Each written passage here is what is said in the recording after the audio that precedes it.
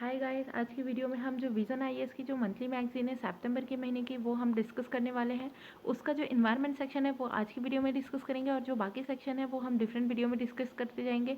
ठीक है, तो this is me Pratiksha Dewangan. Let's start the video. Namami Gange mission से स्टार्ट करते हैं। तो रिसेंटली अभी क्या हुआ है, एक मिनट, ये स्क्रीन क्लियर नहीं। ओके, तो रिसेंटली अभी क्या हुआ है कि प्राइम मिनिस्टर ने 6 मेगा डेवलपमेंट प्रोजेक्ट्स इनॉग्रेट किया है। ठीक है, उत्तराखंड में नमामि गंगे। अच्छा, आपने ये बहुत बार सुना होगा नमामि गंगे मिशन। जो फर्स्ट टाइम मेरी वीडियो को सुन रहे हैं उन्होंने ये टर्म बहुत बार सुना होगा कि प्राइम मिनिस्टर कभी हरिद्वार में इससे रिलेटेड प्रोजेक्ट लॉन्च करते हैं, कभी ये इलाहाबाद में वाराणसी में करते हैं, कभी इलाहाबाद में करते हैं। तो ये एक्चुअल में है क्या, इसके बारे में डिस्कस कर रहे थे। तो पहले ये न्यूज़ क्या है, प्राइम मिनिस्टर ने इनॉग्रेट किया है 6 mega development project in Uttarakhand under the Namami Gange mission. ठीक है, अब क्वेश्चन क्या पूछ सकता है आपसे इसमें कि नमामि गंगे मिशन किस चीज़ से रिलेटेड है। तो वो गंगा, ऑब्वियसली गंगा क्लीनिंग से रिलेटेड है। बट ये किसका सब पार्ट है, नमामि गंगे मिशन, है ना। इसमें कौन कौन से स्टेट आते हैं, रिवर गंगा के बारे में आपसे डिटेल में पूछ सकते हैं। रिवर गंगा कितने स्टेट को कवर करती है और कौन से स्टेट में सबसे ज़्यादा बहती है, कितने सारे स्टेट्स, 5 स्टेट्स को कवर करती है। ओके, तो कौन से स्टेट में सबसे ज़्यादा बहती है, किसमें सबसे कम होती है ना। उसके आसपास, जैसे कि 2019 के क्वेश्चन पेपर में हमें ये देखने को मिला कि उस पूछा था कावेरी रिवर, जो कि बहुत ज़्यादा न्यूज़ में थी, उससे रिलेटेड, उससे आसपास जो भी बायोस्फीयर रिजर्व या वाइल्ड लाइफ सेंचुरी है उसके बारे में पूछ लिया गया था। ठीक है, तो कावेरी रिवर के बारे में ही नहीं पूछा, मीन्स उससे रिलेटेड जो भी है वो सब के बारे में पूछा था। ठीक है, तो हम गंगा रिवर के बारे में भी आपको डिटेल में पढ़ना है अच्छे से, और उसके जो आसपास जो भी वाइल्ड लाइफ सेंचुरी है, जो भी फॉरेस्ट है, बायोस्फीयर रिजर्व है और कितने स्टेट से पास होती है, ये सब चीज़ आपको डिटेल में पढ़ना है। ठीक है, तो इन्होंने क्या किया, प्राइम मिनिस्टर ने 6 सीवेज ट्रीटमेंट प्लान इन्होंने लॉन्च किया। हरिद्वार, ऋषिकेश, मुनि की रेती, बद्रीनाथ। ठीक है, ये सब 500 करोड़ का, ये सब उतना आपके लिए इम्पोर्टेंट नहीं है। ठीक है, और एक और गंगा अवलोकन म्यूजियम। अब ये टर्म आपके क्वेश्चन पेपर में आ सकता है। ठीक है, कि गंगा अवलोकन म्यूजियम, ठीक है, ये पूछ सकता है कि ये कहाँ पे है। तो ये कहाँ पे है, रिवर गंगा एट हरिद्वार में है, ये आपको पूछा जा सकता है। ठीक है, तो इसे अच्छे से पढ़िएगा। गंगा अवलोकन म्यूजियम, ये टर्म पूछ सकता है, ये किस चीज़ से रिलेटेड न्यूज़ में था, है ना। तो नमामि गंगे मिशन से रिलेटेड न्यूज़ में था और ये कहाँ पे है, हरिद्वार में है। ओके, तो म्यूज़ियम क्या है, special attraction, it will further enhance the understanding of heritage, जो गंगा से जो भी हमारी हेरिटेज, क्योंकि ये बहुत सारे लोगों का लाइवलीहुड भी है ना। तो जो भी उससे रिलेटेड जो पास में चला आ रहा है वो सब के बारे में ये म्यूज़ियम में हमें देखने को मिलेगा। ठीक है, अब इसके बारे में देख लो कि गंगा कितने कितने स्टेट से बहती है। तो गंगा 5 स्टेट से बहती है, उत्तराखंड, उत्तर प्रदेश, बिहार, झारखंड एंड वेस्ट बंगाल। देखो अब क्या है कि गंगा रिवर, जो गंगा बेसिन है वो तो बहुत सारे स्टेट में, आपको मध्य प्रदेश में भी देखने को मिलेगा। ठीक है, गंगा बेसिन और गंगा की जो ट्रिब्यूटरीज है वो बहुत सारे स्टेट में है, बट पर्टिकुलर ये 5 स्टेट से बहती है। ठीक है, जिसमें ये सबसे ज़्यादा कहाँ पे बहती है, उत्तर प्रदेश में। ओके, फिर हम यहाँ पे देखते हैं वेस्ट बंगाल में बहती है। फर्स्ट नंबर पे उत्तर प्रदेश पे, सेकेंड नंबर पे वेस्ट बंगाल पे, थर्ड नंबर पे उत्तराखंड, फोर्थ नंबर पे बिहार और फिफ्थ नंबर पे झारखंड। ठीक है, तो ये आपको क्रोनोलॉजी वाइज अरेंज करने आ सकता है। ठीक है, तो इसे आप अच्छे से याद कर लीजिएगा। अब नमामि गंगे मिशन, ये मोस्ट इंपॉर्टेंट है, ये क्वेश्चन आपसे पूछा जा सकता है। ठीक है, तो नमामि गंगे मिशन है क्या, it is an integrated conservation mission for river Ganga. ये एक फ्लैगशिप प्रोजेक्ट लॉन्च किया था यूनियन गवर्नमेंट में, कौन से ईयर में, 2014 में। और इसका ये आउटले भी बहुत ज़्यादा इंपॉर्टेंट है, बजट आउटले 20,000 करोड़ का था। ठीक है, जब इसे लॉन्च किए थे तो कितने कितने थाउजेंड करोड़ में इसको लॉन्च किए थे, पूरे फ्लैगशिप इस प्रोग्राम को 2014 में लॉन्च किया गया था 20,000 करोड़ पे। ठीक है, it is implemented by national mission for clean Ganga and it's state counter part. तो नमामि गंगे मिशन को कौन इम्प्लीमेंट करेगा, नमामि एन है ये। ठीक है, ये कौन इम्प्लीमेंट करेगा, national mission for clean Ganga, ये यूनियन के साइड से national mission for clean Ganga और स्टेट के साइड से, और स्टेट में state mission for clean Ganga के लोग इम्प्लीमेंट करेंगे। ठीक है, अब national mission of clean Ganga है क्या, तो ये एक ग्रुप है, आप ऐसे समझ लो, ये कुछ लोगों का ग्रुप है जो कि एज अ सोसाइटी रजिस्टर हुई है इन सोसाइटी रजिस्ट्रेशन एक्ट 1860 में। ठीक है, अब ये देख लो national Ganga mission, national Ganga mission क्या है, अभी तक इसमें क्या हुआ है कि इसमें so far manage to spend just 29% अभी तक इसमें मैंने इसमें स्पेंड किया है। ठीक है, टू कंप्लीट 37% ऑफ प्रोजेक्ट, मतलब ये 2014 से अब तक लॉन्च हुआ है, जिसमें 100% में से सिर्फ 37% प्रोजेक्ट कंप्लीट हुआ है। तो क्वेश्चन अगर आपसे ये पूछे कि क्या इसमें 100% अपने ऑब्जेक्टिव को अचीव कर लिया है, तो नहीं, सो फॉर अभी तक अचीव नहीं किया है, ठीक है। Only 46 has been completed as of January 2020, सिर्फ 46 ही कम्प्लीट हुए हैं, ठीक है। ये वैसे उतना ज़्यादा इंपॉर्टेंट नहीं है, आप बस ये याद रखो कि national mission for Namami Gange mission आपको याद रखना है। National mission for clean Ganga ये क्या है, एक एज अ सोसाइटी रजिस्टर हुई है, ठीक है। और इसका एम क्या है, to ensure effective abatement of pollution, ठीक है, पॉल्यूशन कंट्रोल करना, रिजुविनेशन को कंट्रोल करना, मिनिमम इकोलॉजिकल फ्लो को मेंटेन करना, ये सब इसका एम है। तो इसके अंडर अब देखो नमामि गंगे मिशन किसके अंडर इसका ऑब्जेक्टिव्स डिफाइन है, मतलब इसके स्ट्रक्चर किसके अंदर डिफाइन है, ठीक है। तो ये इन्वायरमेंट प्रोटेक्शन एक्ट के अंदर इसको 5 टीयर स्ट्रक्चर में डिफाइन किया गया था। क्या क्या 5 टीयर स्ट्रक्चर है, तो देखो एक नेशनल गंगा मिशन होगा, नेशनल गंगा काउंसिल होगा, सॉरी, ठीक है, और एक national mission for clean Ganga होगा, ठीक है, और एम्पावर्ड टास्क फोर्स, और एक डिस्ट्रिक्ट, देखो स्टेट गंगा कमेटी होगी और डिस्ट्रिक्ट गंगा कमेटी होगी। अब ये सबके फंक्शंस क्या क्या हैं, तो नेशनल गंगा काउंसिल, ठीक है, ये नेशनल गंगा काउंसिल को कौन चेयर करेगा, it is under the chairmanship of prime minister, ठीक है, ये प्राइम मिनिस्टर, और इसके जो इसके जो बोर्ड मेंबर होते हैं ना, वो ये 5 स्टेट जो हमने पढ़े ना, वो उसके चीफ मिनिस्टर उसके मेंबर्स रहते हैं और उसके बोर्ड मेंबर्स रहते हैं, ठीक है। और इम्पावर्ड टास्क, नेक्स्ट देखते हैं इम्पावर्ड टास्क फोर्स, तो ये किसके अंदर में है, किसके चेयरमैनशिप के अंदर में है, यूनियन मिनिस्टर ऑफ जल शक्ति। National mission of clean Ganga में हमने पढ़ा स्टेट गंगा कमेटी, और ये स्टेट गंगा कमेटी और ये डिस्ट्रिक्ट गंगा कमेटी है, जो कि ये 5 स्टेट्स जो है ना, ये जो 5 स्टेट्स हैं जो हमने पढ़ा, इसी के अंदर के जो डिस्ट्रिक्ट है उसमें ये गंगा कमेटीज़ बनेंगी, और वो जो 5 स्टेट है उसी के वही स्टेट के अंदर में ये स्टेट गंगा कमेटी बनेगी, जो कि स्टेट ये ऑडिट करेगी, ठीक है, और क्या करेगी, सजेस्ट करेगी कि कैसे गंगा को बेटर तरीके से क्लीन कर सकते हैं, और उसके और इकोलॉजिकल फ्लो को मेंटेन कर सकते हैं, और उसके आसपास सफाई रख सकते हैं, ठीक है। तो इसका इम्प्लीमेंटेशन क्या होगा, देखो इसको 3 पार्ट में डिवाइड किया है इसके इम्प्लीमेंटेशन को। एक तो एंट्री लेवल एक्टिविटी, मींस जैसे ही कोई स्टेट उसमें एंट्री किया, जैसे ही कोई डिस्ट्रिक्ट उसमें एंट्री किया, है ना, तो एंट्री करते साथ 2-3 साल में क्या प्रोग्रेस हुआ, ठीक है, तो ये एंट्री लेवल। सेकेंड होता है मिड टर्म एक्टिविटी, इसमें हम लोग कब का टाइम फ्रेम लेंगे, 5 ईयर का टाइम फ्रेम लेते हैं। 5 ईयर में हम लोग इसको देखते हैं कि 5 साल में कितना जो ऑब्जेक्टिव था उस पर्टिकुलर डिस्ट्रिक्ट का, उस पर्टिकुलर स्टेट का, वो कितना % ऑब्जेक्टिव वो अचीव कर पाया। जैसे 2014 में ये स्टार्ट हुआ ना, तो 2019 तक 5 ईयर हो गए, तो 2019 में हमने देखा मीडियम टर्म में कि कितना इसने अचीव किया है। और फिर होता है लॉन्ग टर्म एक्टिविटी, तो ये 3 लेवल में डिवाइडेड है, ठीक है, entry level, medium term activity and long term activity.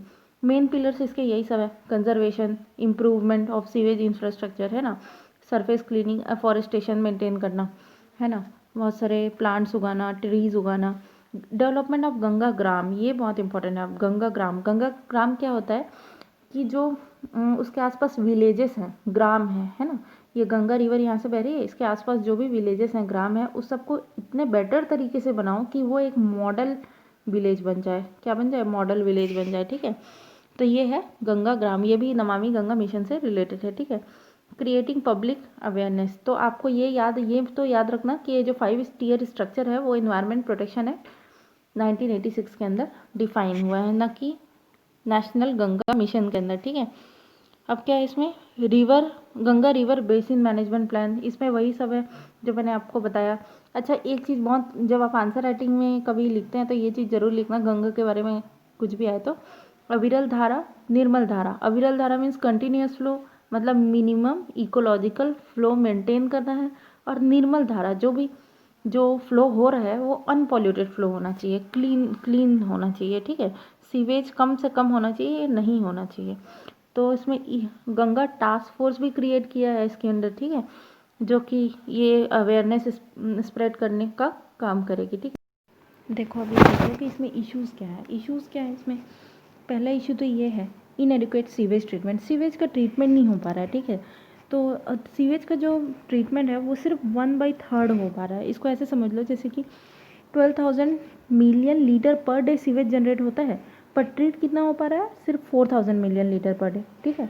तो 1/3 ही बस सीवेज ट्रीटमेंट हो पा रहा है। तो पहला तो ये इश्यूज़ है। Second, decrease ecological flow.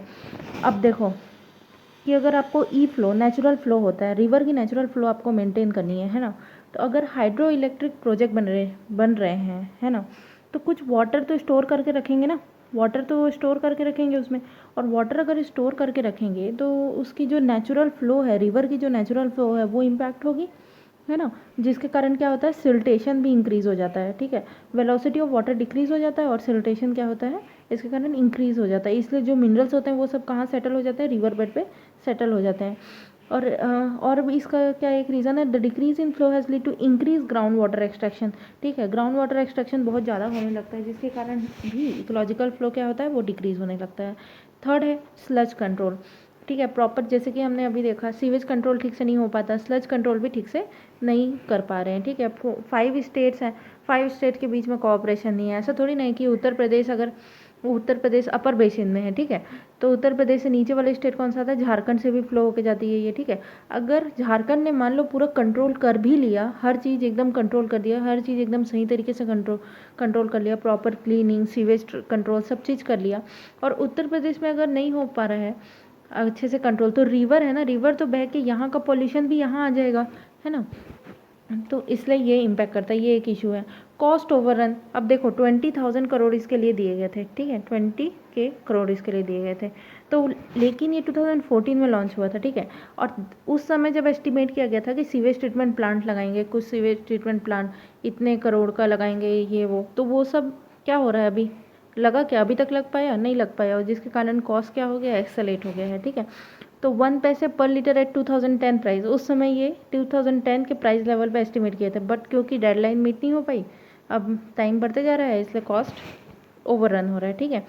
तो इसके लिए इन्होंने क्या किया है, क्लीन गंगा फंड भी बनाया है, ठीक है, जिसमें कॉमन मैन क्या कर सकता है, कंट्रीब्यूट कर सकते हैं, ठीक है, बट वो भी हाउएवर यूटिलाइजेशन भी ठीक से नहीं हो पाया। लैक ऑफ कोऑर्डिनेशन, अब किसके किसके बीच में lack of coordination between the state and state, ठीक है, दो स्टेट्स, अभी मैंने जैसे आपको एग्जांपल दिया उत्तर प्रदेश और झारखंड का, दो स्टेट के बीच में ढंग से कोऑर्डिनेशन नहीं हो पा रहा है, दो मिनिस्ट्रीज़ के बीच में, फॉर एग्जांपल जल शक्ति मिनिस्ट्री है यूनियन लेवल पे, ठीक है, and ministry of environment forest and climate change, ठीक है, हेल्थ एंड सैनिटेशन, ये सबके बीच में प्रॉपर कोऑर्डिनेशन होना चाहिए ना, तो it needs a seamless coordination between the agencies, okay, to carry out different task, ठीक है, बट यहाँ पे प्रॉपर कोऑर्डिनेशन नहीं हो पा रहा है, ये भी एक इशू है। तो इसके सॉल्यूशन क्या क्या है, वे फॉरवर्ड क्या है, फर्स्ट ऑर्गेनिक एग्रीकल्चर, जो भी आप सीवेज जनरेट कर रहे हो उसको बायोवेस्ट में कन्वर्ट कर दो, है ना, ये एक तरीका हो सकता है ना।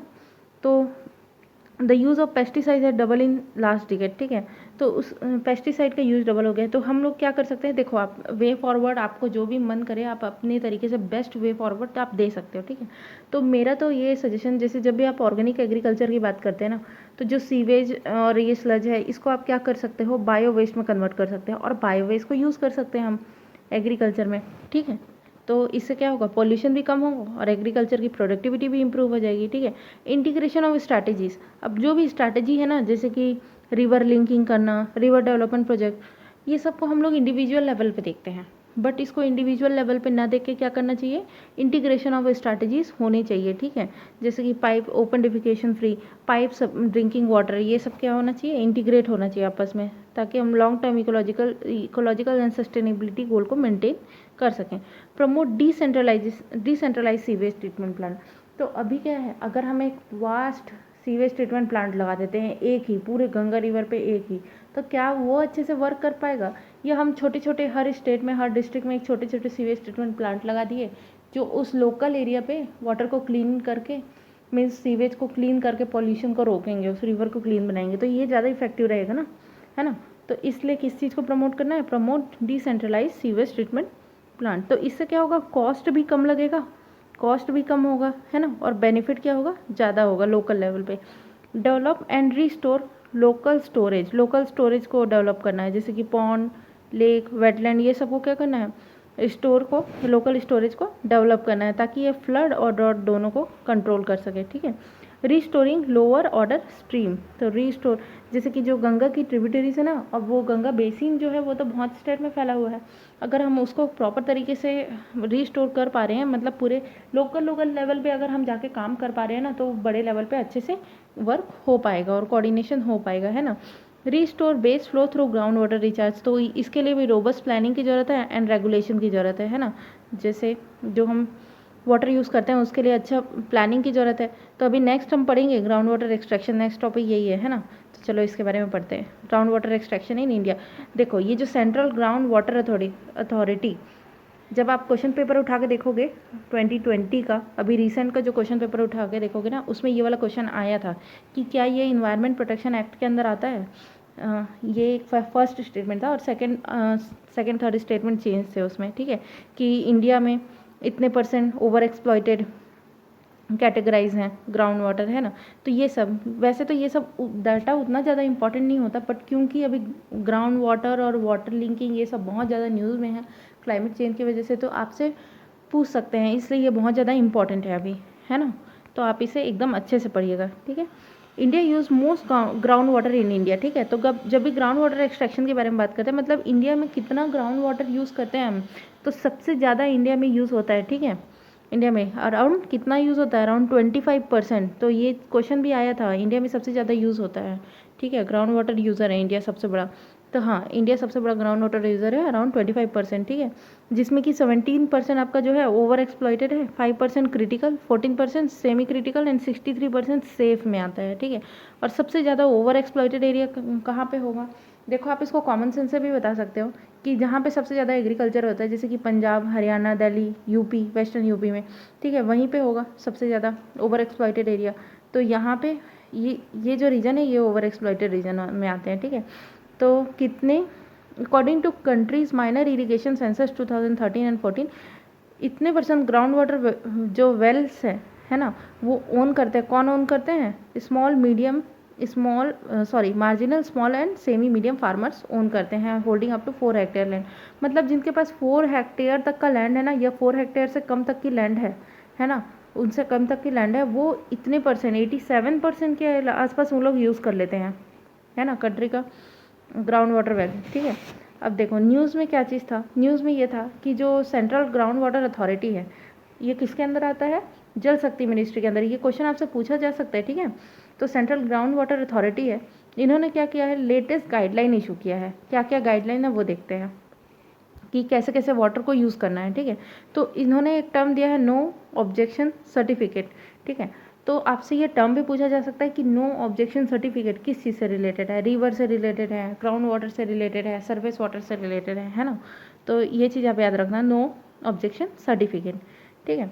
तो इन्होंने क्या किया, एक लेटेस्ट गाइडलाइन इशू किया सेंट्रल ग्राउंड वाटर अथॉरिटी में, ठीक है। Because the guideline issued by the centre, वो क्या किया था, जो सेंटर ने गाइडलाइन इशू किया था उसे स्ट्रक डाउन कर दिया नेशनल ग्रीन ट्राइब्यूनल के बारे में। अब आप नेशनल ग्रीन ट्राइब्यूनल के बारे में पढ़ के मुझे कमेंट सेक्शन में बताइएगा कि नेशनल ग्रीन ट्राइब्यूनल क्या एक स्टैट्यूटरी बॉडी है, या फिर क्या उसे मीन्स किसी लॉ के तहत बनाया गया था, या फिर उसे कॉन्स्टिट्यूशन के अंदर बनाया गया था, ठीक है। ये चीज़ आप मुझे कमेंट करके बताइएगा। तो उसके बाद देखते हैं नो ऑब्जेक्शन सर्टिफिकेट के बारे में, इसलिए इन्होंने न्यू गाइडलाइंस इशू किए हैं, ठीक है। अब एनओसी किस लिए यूज़ किए हैं, नो ऑब्जेक्शन सर्टिफिकेट, ये एक सर्टिफिकेट काइंड ऑफ थिंग होगा, एक सर्टिफिकेट होगा जो जैसे किसी को भी अगर जो ज़रूरत से ज़्यादा यूज़ कर रहे हैं, जैसे कि जो इंडस्ट्रीज़ हैं, है ना, और जो हाउसिंग सोसाइटी इंफ्रास्ट्रक्चर प्रोजेक्ट के लिए अगर यूज़ कर रहे हैं, माइनिंग प्रोजेक्ट के लिए कोई बल्क वाटर यूज़ कर रहे हैं, बल्क वाटर सप्लायर जैसे यूज़ कर रहे हैं, तो उनको सबसे पहले मैंडेटरी होगा to get the no objection certificate. उनके लिए क्या होगा, मैंडेटरी होगा। Over exploited area will be granted to, देखो NOC in over exploited area will only be granted, सिर्फ उन्हीं को ग्रांट किया जाएगा ओवर एक्सप्लॉइटेड एरिया में। किसको, एमएसएमई को ही ग्रांट किया जाएगा। इस ओवर एक्सप्लॉइटेड एरिया, अब बोलते किसे हैं, ओवर एक्सप्लॉइटेड एरिया की डेफिनेशन क्या है, जहाँ पे 100% से ज़्यादा पानी यूज़ होता है, ठीक है। ये डेफिनेशन किसके थ्रू दी गई है, किसके द्वारा दी गई है, सेंट्रल ग्राउंड वाटर बोर्ड, इनके थ्रू ये डेफिनेशन दी गई है कि where ground water development is more than 100% annually, ठीक है, और consumption is more than its recharge, ठीक है, उसे क्या बोलेंगे हम, ओवर एक्सप्लॉइटेड एरिया बोलेंगे। अब इसके 5 एग्जाम्पशन हैं, ये आपको एकदम अच्छे से याद होना चाहिए कि 5 कैटेगरी कौन कौन से जो कि एग्जाम किए गए हैं, उन्हें नो ऑब्जेक्शन सर्टिफिकेट लेने की कोई ज़रूरत नहीं है। कौन कौन है, individual domestic consumer in rural and urban area, मतलब गांव और शहर में जो भी रहने वाले हैं ना, इंडिविजुअल जैसे कि हम लोग घर पे यूज़ कर रहे हैं, उनको नो ऑब्जेक्शन सर्टिफिकेट की ज़रूरत नहीं पड़ेगी। जो रूरल ड्रिंकिंग वाटर सप्लाई है उनको ज़रूरत नहीं पड़ेगी। Arm forces establishment and CAPF के लोगों को ज़रूरत नहीं पड़ेगी, both rural and urban area में। एग्रीकल्चर को ज़रूरत नहीं पड़ेगी। अब ये सोचो गवर्नमेंट भी ऐसी पॉलिसी बनाती है कि एग्रीकल्चर में तो सबसे ज़्यादा ग्राउंड वाटर यूज़ होता है। अब उन्हीं को नो ऑब्जेक्शन सर्टिफिकेट की ज़रूरत नहीं पड़ेगी, ठीक है। अब एमएसएमई जो कि less than 10 cubic metre per day use कर रहे हैं, ठीक है, उनको ज़रूरत नहीं पड़ेगी। तो ये 5 कैटेगरी है जो कि एग्जेम्प्ट किए गए हैं एनओसी से, ठीक है। अब एक्सट्रैक्शन एंड रिस्टोरेशन चार्जेस, ये क्या है?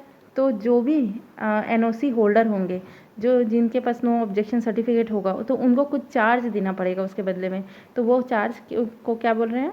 Extraction and restoration charges. वो किस बेसिस पे होगा? Based on quantum of extraction, किस से आप कि मतलब कितने अमाउंट पे आप एक्सट्रैक्ट करें उस बेसिस पे होगा, ठीक है। तो पहले क्या करते थे unlike old provision where they had to pay just a nominal lump sum amount, जहाँ पे लम सम अमाउंट पे किया जाता था। अब क्या करेंगे? एक प्रॉपर मतलब उसको इवेल्युएट करके उसकी फ़ीस ली जाएगी, ठीक है। Extraction and restoration charges. Residential society will have to install sewage treatment plant for getting NOCs if their groundwater requirement is 20 cubic meter per day, ठीक है। अगर 20 मीटर क्यूब पर डे से ज़्यादा अगर कोई सोसाइटी यूज़ कर रही है तो उनको क्या लेना पड़ेगा? NOC लेना पड़ेगा, ठीक है। और उनको क्या करना पड़ेगा? सीवेज ट्रीटमेंट प्लांट इंस्टॉल करना पड़ेगा NOC लेने के लिए, ठीक है। अब इसमें एक एनुअल वाटर ऑडिट का भी प्रावधान है, ठीक है। मतलब आपकी हर साल वाटर की ऑडिट की जाएगी कि कितने अमाउंट ऑफ वाटर यूज़ हो रहा है, कि आप जो फीस पे कर रहे हो, सपोज़ ऐसा भी कर सकते हैं कि कोई कम फीस पे कर दिया, कोई इंडस्ट्री है उन्होंने बहुत कम फीस पे किया बट वो ग्राउंड वाटर बहुत ज़्यादा यूज़ कर रहे हैं, है ना। तो वाटर की ऑडिट की जाएगी कितने अमाउंट ऑफ वाटर यूज़ कर रहे हैं। रजिस्ट्रेशन होगा इसका ड्रिलिंग रिग्स का, ठीक है। Obstruction of saline ground water would be encourage, ठीक है। तो यहाँ पे क्या होगा? देखो, अब सलाइन ग्राउंड वाटर आपको अगर यूज़ करना है, ठीक है, सलाइन वाटर, तो ऐसे ग्राउंड वाटर आपको फ्रेश यूज़ करना है तो आपको कुछ फीस देना पड़ेगा, एक्सट्रैक्शन एंड रिस्टोरेशन चार्जेस जो हमने पढ़ा। लेकिन अगर आपको सलाइन वाटर यूज़ करना है तो यहाँ पे क्या है? इसके लिए एक्सेम्पशन है, मीन्स 0 फीस देना पड़ेगा आपको, ठीक है।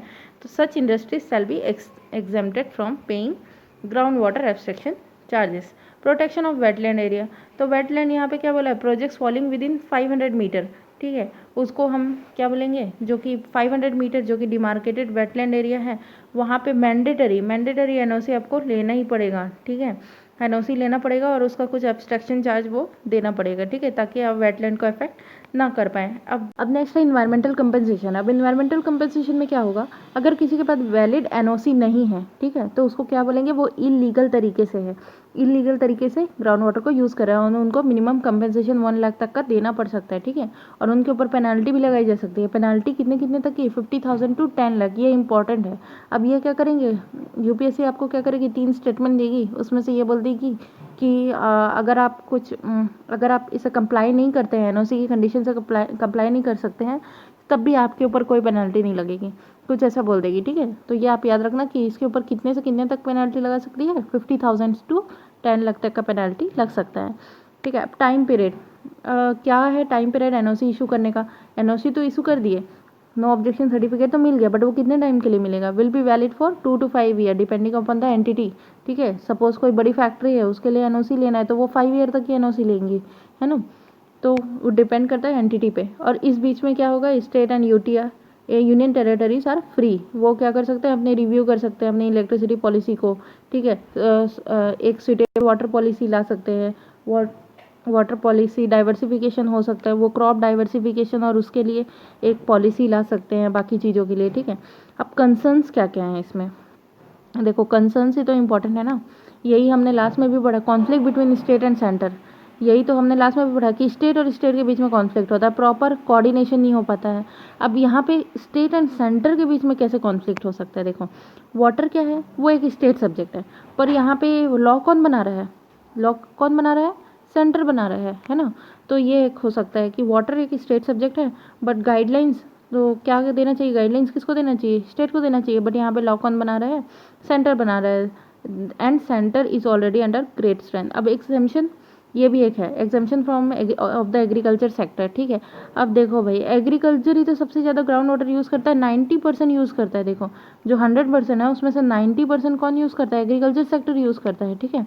अब उसी को आप बोल दिए कि ये ज़रूरत नहीं है इसके नो ऑब्जेक्शन सर्टिफिकेट लेने की, सिर्फ 10% ही तो अदर फैक्ट्रीज या other consumer, individual consumer use करते हैं ना, तो इसको एग्जाम कर दिए, तब फिर ये लॉ बनाने का तो कोई फ़ायदा ही नहीं है ना।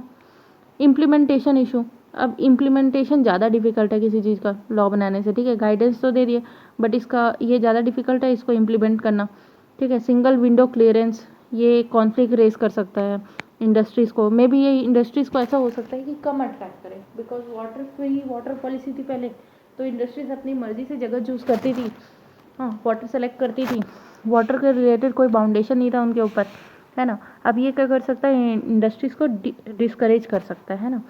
इम्पैक्ट ऑफ माइनिंग प्रोजेक्ट, अब ये क्या है, mining project are counted in the regulatory bill and are required to pay nominal ground water extraction fees.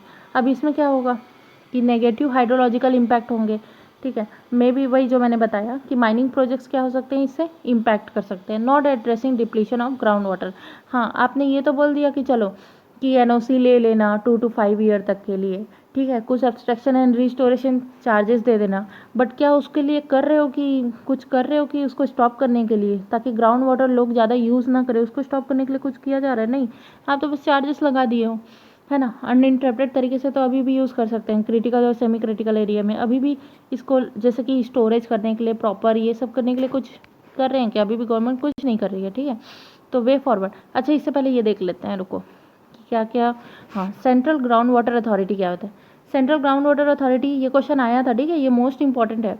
ये किसके अंडर बना है, इन्वायरमेंटल प्रोटेक्शन एक्ट 1986 के अंदर बना है, रेगुलेट एंड कंट्रोल करने के लिए development and management of ground water in the country, इसके लिए बना है, ठीक है। सेंट्रल वाटर कमीशन, ये क्या है, ये एक अटैच ऑफिस है, ठीक है, अटैच्ड ऑफिस है, मोस्ट इंपॉर्टेंट अटैच ऑफिस है। किस कौन से डिपार्टमेंट, कौन सी मिनिस्ट्री के अंदर, मिनिस्ट्री ऑफ जल शक्ति, उसके अंदर है, ठीक है। अब क्या करते हैं इसमें, स्टेट गवर्नमेंट कोऑर्डिनेट करने के लिए और कंजर्वेशन और utilization of water resources throughout the country, इसके लिए ये सेंट्रल वाटर कमीशन की बॉडी बनाई गई है, ठीक है। इन दोनों में बिल्कुल भी कंफ्यूज मत होना। नेशनल वाटर पॉलिसी और क्या क्या इनिशिएटिव्स लिए गए हैं, देखो अटल जल योजना, ठीक है, तो ये अटल जल योजना सिर्फ 7 स्टेट्स के लिए है। National aquifer mapping and management programme, ISRO के साथ मिलकर ये एक्वीफर मैपिंग करने का एक प्रोग्राम चला रहे हैं, ठीक है, कि कहाँ कहाँ पे मैपिंग कर रहे हैं कि कहाँ कहाँ पे जो क्रिटिकल एरिया है, कहाँ पे सेमी क्रिटिकल एरिया है, ठीक है। इसकी मैपिंग के लिए इसरो के साथ मिलकर कोऑर्डिनेट किया जाता है। नेशनल वाटर पॉलिसी 2012, ठीक है, ये एक लॉ लाया गया था। पानी बचाओ पैसा कमाओ, save the water earn money scheme, तो ये कौन से स्टेट ने इसे लॉन्च किया, पंजाब, ठीक है, आपको बस इतना ही याद रखना है, ठीक है। इसमें क्या है, farmer get ₹4 as direct benefit for each unit of electricity है सेव्ड, ठीक है। उसके लिए फार्मर को कितना पैसा मिलेगा, ₹4 मिलेंगे, ठीक है। तो ये पंजाब का लॉ था। वे फॉरवर्ड, वे फॉरवर्ड क्या कर सकते हैं, अगर और भी कुछ वे फॉरवर्ड होगा आपके माइंड में तो आप मुझे कमेंट करके बता सकते हैं, ठीक है। तो वे फॉरवर्ड इसके लिए क्या क्या हो सकता है, इंसेंटिव्स दे सकते हैं, ठीक है। जो भी बल्क वाटर यूज़ कर रहा है उसको कम, जैसे कि डोमेस्टिक यूज़र्स है, ठीक है, अगर वो बहुत ज़्यादा वाटर यूज़ कर सकते हैं तो कर रहे हैं, मतलब अगर वो कम यूज़ करें तो हम क्या कर सकते हैं, उनको इंसेंटिव्स दे सकते हैं ताकि वो कम यूज़ करें, अगर वो ज़्यादा यूज़ कर रहे हैं तो, ठीक है। An incentive for not pumping ground water is to enhance the intrinsic value of land, land की वैल्यू को इम्प्रूव करने के लिए इकोलॉजिकल बैलेंस को, ठीक है, एंड ओवरऑल हर चीज़ को इम्प्रूव करने के लिए हम क्या कर सकते हैं, इंसेंटिव्स दे सकते हैं। वाटर की रिसाइकलिंग अच्छे तरीके से की जा सकती है, जैसे कि आप इसराइल को देखेंगे ना, तो वो अपने 90% वाटर को रिसाइकल करता है, बट इंडिया कितने परसेंट वाटर रिसाइकल करता है, ओनली 30%, ठीक है। And the problem is verse at the house hold level पे, तो इससे भी गंदी कंडीशन है, जहाँ पे सिर्फ 5% से भी कम या 5% तक वाटर रिसाइकल होती है, ठीक है। हम कहाँ घर में वाटर को रिसाइकल करते हैं, कोई नहीं करता है ना। अब रियल टाइम डेटा, अभी क्या है, अपने पास रियल टाइम डेटा नहीं है, ठीक है। ये central water commission, central ground water authority तो है ये सब, ठीक है, बट हमारे पास ये जब कब डेटा लेके आती हैं, जब ये सेंसस करते हैं या फिर कुछ ऐसे सर्वे करते हैं, तब ये डेटा लेके आती हैं। अपने पास एक ऐसा प्लेटफॉर्म होना चाहिए जहाँ पे हमें रियल टाइम पता चलना चाहिए कि क्या क्या कितना कितना वाटर यूज़ हो रहा है, कितने अमाउंट में यूज़ हो रहा है, ठीक है। तो ये रियल टाइम डेटा की बहुत ज़्यादा ज़रूरत है, ठीक है। तो इस तरीके से हम इम्प्रूव कर सकते हैं कि हम आइडेंटिफाई कर सकते हैं कि कहाँ पे वाटर ज़्यादा यूज़ हो रहा है और उसको कम करने के लिए क्या बेटर मेजर्स हैं, ठीक है। नेशनल वेल सेंसस कर सकते हैं। कैपिंग वाटर यूज़ को कैप कर सकते हैं, है ना। Abuse of ground water can no more be pushed under the carpet and need to be address by defining the maximum water footprint for various crop, like crops में ही बहुत ज़्यादा यूज़ होता है, तो उसके लिए भी हम वाटर फुटप्रिंट डिफाइन कर सकते हैं, ओके। ग्लोबल बायोडाइवर्सिटी आउटलुक, ये नेक्स्ट टॉपिक है। तो अभी रिसेंटली क्या हुई है, 5th global biodiversity outlook report release हुई है, ठीक है। तो ये रिपोर्ट रिलीज़ कौन करता है, convention of biological diversity, CBD। ये एक यूनाइटेड नेशन की बॉडी है। ये क्या करती है, एनुअली ये रिपोर्ट रिलीज़ करती है, ठीक है। इट एंटर्ड इनटू फोर्स, इसके बारे में अच्छे से पढ़ते हैं। It entered into force in 1993। It has 3 main objective. क्या क्या ऑब्जेक्टिव है इसके, conservation and sustainable use of component, fair and equitable sharing, ठीक है। अब इसके 2 मोस्ट इंपॉर्टेंट प्रोटोकॉल्स हैं या फिर 2 इंपॉर्टेंट कंपोनेंट्स है, समझ लो। एक तो Cartagena protocol on biosafety and Nagoya protocol, ठीक है। अब ये चीज़ पूछ सकता है कि जो कार्टाजेना प्रोटोकॉल है वो किससे रिलेटेड है, लिविंग मॉडिफाइड ऑर्गेनिज्म से रिलेटेड है। तो ये क्या कंट्रोल करती है, गवर्न करती है movement of living modified organism, ठीक है। और नागोया प्रोटोकॉल किससे रिलेटेड है, fair and equitable sharing of benefits arising from their utilization, ABS, access and benefit sharing से रिलेटेड है, ठीक है। ये चीज़ आप याद रखना, ये मोस्ट इंपॉर्टेंट है। और ये किसके अंदर आती है, नागोया एंड कार्टाजेना प्रोटोकॉल दोनों CBD, convention of biological diversity के अंदर आती है, ठीक है। ये क्वेश्चन आपसे पूछ सकते हैं। और इसमें एक और है अल्ची बायोडाइवर्सिटी टारगेट, इसके बारे में भी हम पढ़ेंगे इसी आर्टिकल में, अच्छे से कवर लीजिए, ठीक है। तो ये पब्लिकेशन है जो कि CBD इसे हर साल एनुअली इसे रिलीज़ करती है, इसकी डेटा को समराइज करती है, ठीक है। अब इसमें क्या है, it provides global summary of progress towards Aichi biodiversity target, ठीक है।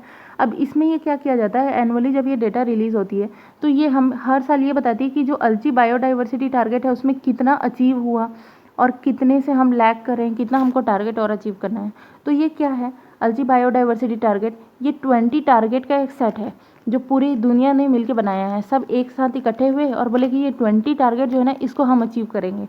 बट आप ये याद रखना कि इंडिया ने ना सिर्फ 12 बायोडाइवर्सिटी टारगेट डिफाइन किया है, ठीक है।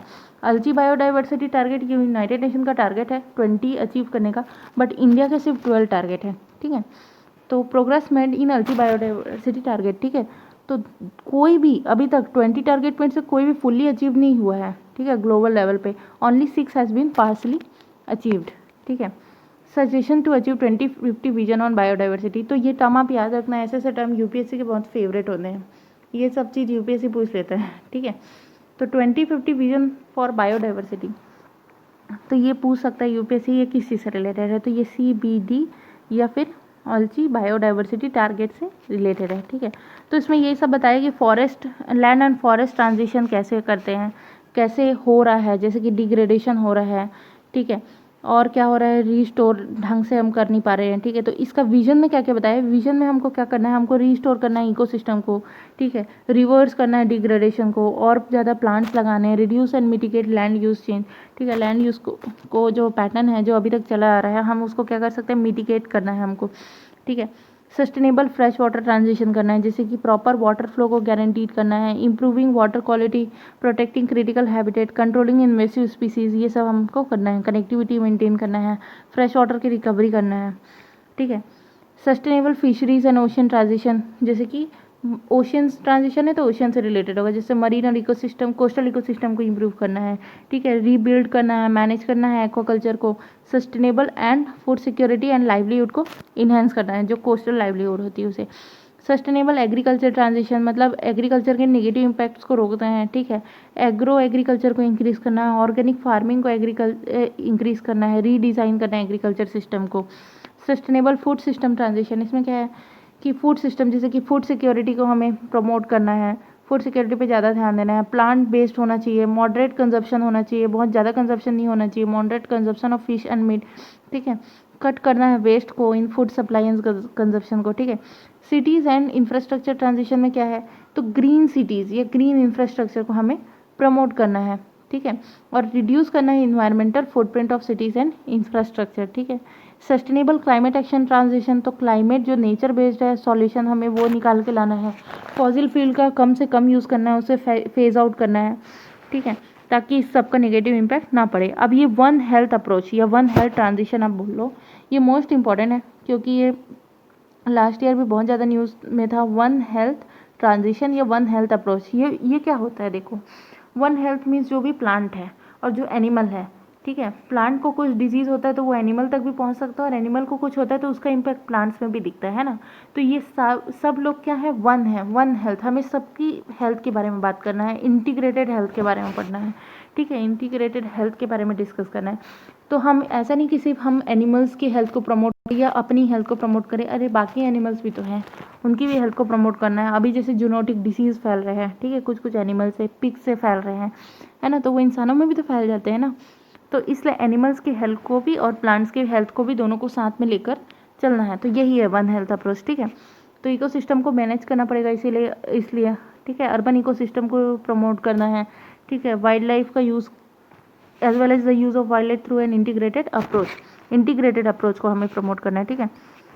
अब इसे देखते हैं, अल्ची बायोडाइवर्सिटी टारगेट क्या है। देखो हमने अभी पढ़ा ना कार्टाजेना प्रोटोकॉल और नागोया प्रोटोकॉल। तो ये नागोया प्रोटोकॉल जब 2010 में, ठीक है, जब ये हो रहा था तो इसमें क्या एक स्ट्रैटेजिक प्लान फॉर बायोडाइवर्सिटी 2011-12, ठीक है, ये अडॉप्ट किया गया। इसी प्लान को 2011 एंड अच्छा सॉरी मैंने 12 बोल दिया क्या, 2020, ठीक है, 2011 टू 2020 ये जो टारगेट है ना इस बीच का, उसको हमने बोला अल्ची बायोडाइवर्सिटी टारगेट, ठीक है। तो इसमें 20 टारगेट डिफाइन किया गया कि ये 20 टारगेट को हमको 2020 तक अचीव करना है, ठीक है। तो अब याद रहेगा ना, 20 टारगेट अचीव करना है कब तक, 2020 तक, ठीक है। अब ये हमने बात की थी 2050 विजन फॉर बायोडाइवर्सिटी, तो ये भी कब अडॉप्ट किया गया था, उसी समय, ठीक है। Strategic plan for biodiversity 2011 to 2020, ठीक है, इस बीच में अडॉप्ट किया गया था। तो इसके बहुत सारे विजन है, जैसे कि living in harmony with nature, ठीक है, नेचर को प्रमोट करना है, कंजर्व करना है, रिस्टोर करना है, ठीक है, और मेंटेन करना है इकोलॉजिकल सर्विसेज को, एक हेल्दी प्लानट को प्रमोट करना है, एंड इंटीग्रेटेड हेल्थ सिस्टम को, ठीक है। तो ये है अल्ची बायोडाइवर्सिटी टारगेट। अब नेक्स्ट पढ़ते हैं लिविंग प्लैनेट रिपोर्ट, ठीक है। तो ये लगभग हर साल न्यूज़ में रहता है, लिविंग प्लैनेट रिपोर्ट हर 2 साल में न्यूज़ में रहता है, सॉरी, क्योंकि क्या है लिविंग प्लैनेट रिपोर्ट, ये इसे रिलीज़ कौन करता है, वर्ल्ड वाइल्ड लाइफ फंड इसे रिलीज़ करता है, ठीक है। तो recently World Wild Life Fund released a leading organisation in wild life conservation and endangered species, उन्होंने क्या रिलीज़ किया, Living Planet Report along with Living Planet Index. तो दो रहती है, Living Planet Report and Living Planet Index, दोनों World Wild Life Fund release करता है। तो ये रिलीज़ अभी अब मैंने बोला ना एवरी 2 ईयर ये न्यूज़ में रहता है, ठीक है। तो हर 2 साल में ये रिलीज़ होता है, जिसमें कॉम्प्रहेंसिव स्टडी दी जाती है ग्लोबल बायोडाइवर्सिटी की, हेल्थ ऑफ द प्लैनेट के बारे में बात की जाती है, ठीक है। तो इनकी जो रिसेंट फाइंडिंग है वो क्या हुई कि जो 68% डिक्रीज़ हो गया है, ठीक है, पॉपुलेशन साइज़, ठीक है, कितने से कितने के बीच में, 1970 से 2016 के बीच में 68% जो पॉपुलेशन साइज़ है, चाहे वो बर्ड्स का हो, एमल्स का हो, एम्फीबियंस का हो, रेप्टाइल्स का हो, सबके पॉपुलेशन साइज क्या हुए हैं, average on an average 68% decrease हुए हैं, ठीक है। और जो इन्होंने बोला कि जो एंथ्रोपोजेनिक एक्टिविटीज़ हैं, ठीक है, और नेचुरल एक्टिविटीज़ हैं, जैसे नेचुरल भी डिक्लाइन होती है वो कम है as compare to anthropogenic activities, ठीक है। तो इन्होंने ये बोला कि 85% of global wetland have been lost, ठीक है। तो इंडिया में कितना लॉस हुआ, nearly 1/3 of wetland has been lost, इतना लॉस हो गया। डिस्ट्रक्शन ऑफ इकोसिस्टम, यही सब तो है अभी क्लाइमेट चेंज की सबसे ज़्यादा जो हमें अभी देखने को भी मिलेगा सिम्टम्स, है ना। और largest wildlife population loss has been in Latin America में है, और कितने रेट पे हुआ है, 94%, ये आप याद रखना, ठीक है। Since 1970 our ecological footprint has exceeded the earth rate of regeneration, ठीक है। तो अर्थ जितना जनरेट कर सकता है ना, मीन्स अर्थ जो है वो कम जनरेट करता है, और हमारी जो कंजप्शन कैपेसिटी है, जो इंसानों की जो कंजप्शन कैपेसिटी है वो बहुत ज़्यादा इंक्रीज़ हो गई, ठीक है, सिंस 1970 से। अब लिविंग प्लैनेट इंडेक्स क्या होता है, ये इसके बारे में दिया हुआ है कि ये भी कौन रिलीज़ करता है, World Wild Life Fund release करता है, ठीक है। State of global biological diversity based on population trend, ठीक है, अडॉप्टेड बाय CBD, ठीक है। तो लिविंग प्लैनेट इंडेक्स को CBD जो है हमने पढ़ा ना अभी CBD के बारे में। तो अच्छा ये चीज़ याद रखना है कि जो CBD है ना, कन्वेंशन ऑफ बायोलॉजिकल डाइवर्सिटी, ये 1992 रियो अर्थ समिट का एक आउटकम है, ठीक है। रियो अर्थ समिट आपने और भी सुना होगा ये नाम, मैं अच्छे से डिटेल में बाद में डिस्कस कर दूंगी किसी वीडियो में, ठीक है। तो ये 1992 में जो अर्थ समिट हुई थी, सबसे बड़ी समिट हुई थी, ठीक है, ये उसका आउटकम है, ठीक है। अब LPI living Planet index tracks the abundance of 21,000 population, ये सबको ट्रैक करता है, बर्ड्स, पैपल, रेप्टाइल्स, फिशेस सबको मिला के, ठीक है। तो ये डेटा रखता है threaten and non threaten species की, LPI doesn't show number of species loss, ये सिर्फ परसेंटेज बताता है, एक्चुअल नंबर ये नहीं बताता है। ओके, तो ये हमारी लास्ट स्लाइड थी और ये हमारी वीडियो का एंड। मैं इसका जो PDF है वो टेलीग्राम चैनल में प्रोवाइड कर दूंगी और टेलीग्राम का लिंक नीचे डिस्क्रिप्शन में आपको दे दूंगी। आप डिस्क्रिप्शन में जाकर टेलीग्राम चैनल ज्वाइन कर लीजिएगा और इसकी PDF डाउनलोड कर लीजिएगा। ओके, तब तक ले बाय एंड टेक केयर।